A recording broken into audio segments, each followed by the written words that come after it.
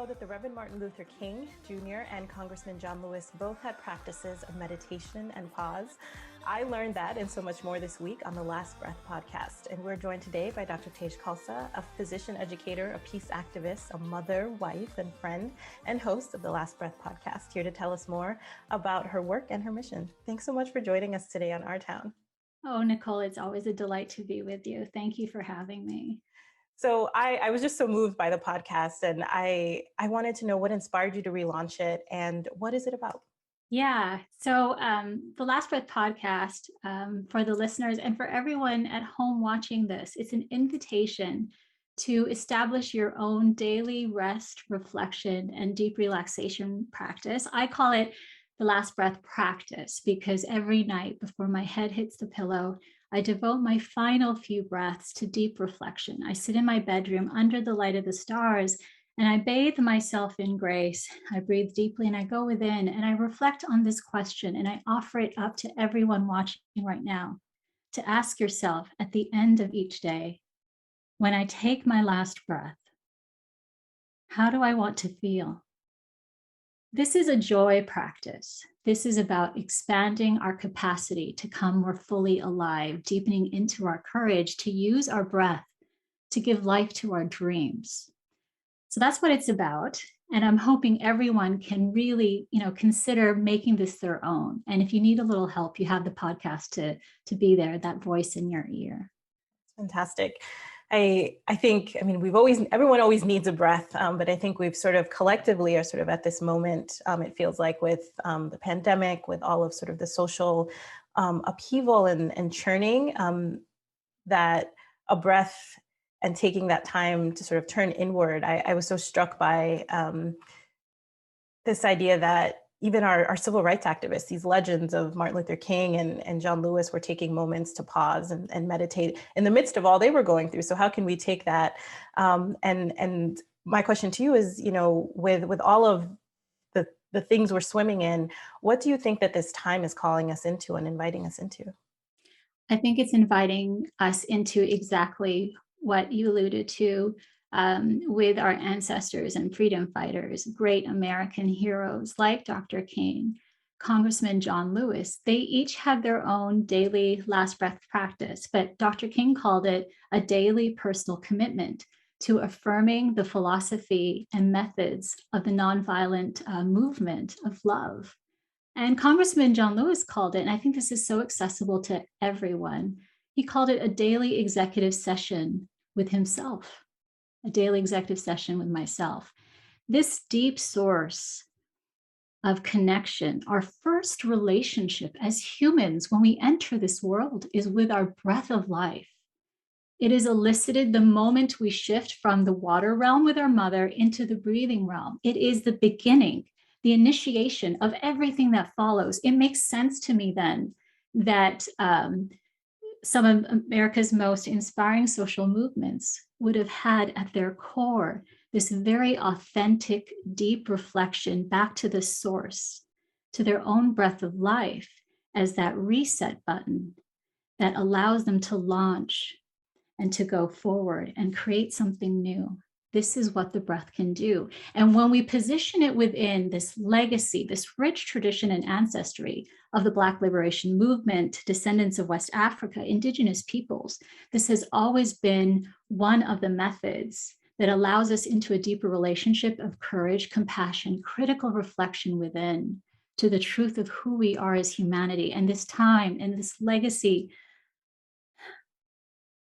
that our brother has offered to us, Mr. George Floyd, is a call to awaken our collective dreams, to come fully alive with each breath and invest in the whispers of your own heart. So all these people exiting jobs, and there's been so much said about that, there's something much deeper going on. We are being forced to face how in 2022, as humanity, we have yet to fully awaken to what it means to be humanity, what it means to be in relationship with one another. Our breath of life is here as a resource to invest in our dreams. And when we do that, when we move in the direction of joy, we move in the direction of life, we move in the direction of peace and justice. So that idea that I can't listen to those whispers of my heart, that are telling me I'm not supposed to be with this person who's draining me. I'm not supposed to be in this place where there's so many indignities coming my way. And I'm not even supposed to be doing this activity, even though I'm really good at it. I'm supposed to be over there doing that thing that I love, that thing you love. For everybody at home who has that whisper, because I know you do, the thing you love is a sacred trust and inheritance that has been planted in you by the grace of whatever holds us here. It is your responsibility to invest your breath of life in it, because in doing so, you invest in giving life to all of us. This is a time for us to awaken into being more of who we were born to be, every one of us. And as we do that, we bring each other along with us. Definitely, it's a great journey, I guess, that we're all on. And you spoke so much, just the last few seconds, just about intentionally centering Black and Indigenous knowledge in your work. And I think what's so interesting is the ways in which you're sort of bringing all of these things together in terms of thinking about health and well-being. And I'm wondering, and you alluded to this already, but for those listening at home, as they're sort of thinking about, well, what can I be doing every day? How can I have that executive session with myself? What is one thing you would recommend that people do every day to take a pause? Yeah, I do think everybody needs to sit down right now and ask themselves, how am I going to protect and create that space of grace for myself?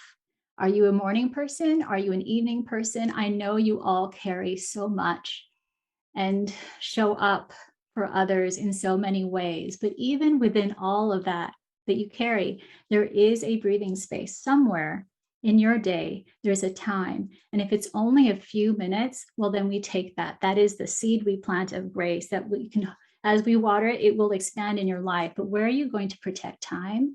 What space do you feel safe in that uplifts you, that connects you to peace? Can you go and bathe in your own grace? Can you deeply reflect within, using whatever naturally brings you into connection? So for me, it's yoga and meditation. I have an auntie. For her, it's reading from scripture. Maybe, I have my father-in-law, it's singing the blues. Whatever brings you into connection is your own sacred joy practice, where you can reflect. But I would really encourage people that as they go there, they ask these questions that allow them permission to come more fully alive. To ask yourself before you go to sleep, when I take my last breath, how do I want to feel? When you wake up in the morning, consider as you crown yourself in front of the mirror, look into your own eyes and ask yourself, how am I going to come alive today? That's a wonderful way to close us off here. For those out there listening and watching, how can they learn more and listen to your podcast? Yeah, so the podcast is available wherever you get your podcasts, but to make it really easy, if folks want to go to thelastbreathpodcast.com, so that's thelastbreathpodcast.com, sign up is free and all of the podcasts are available to you as a free service. We even have a free meditation you can download onto your iPhone so you can wake up every morning, waking up with ease. It's a meditation that you can make your alarm clock so that you actually wake up and it asks you, how am I going to come alive today? So it's my offering to you. Well, thank you so much. Thank you so much for joining us today. And thank you for joining us today. We have a great show and we have wonderful content that's produced right here in Rochester. So please be sure to check us out on Facebook and Twitter at #OurTown. Be well and stay safe. And we will see you next time on Our Town, the show about Rochester. I'm Nicole Nfonoyim-Hara. See you next time.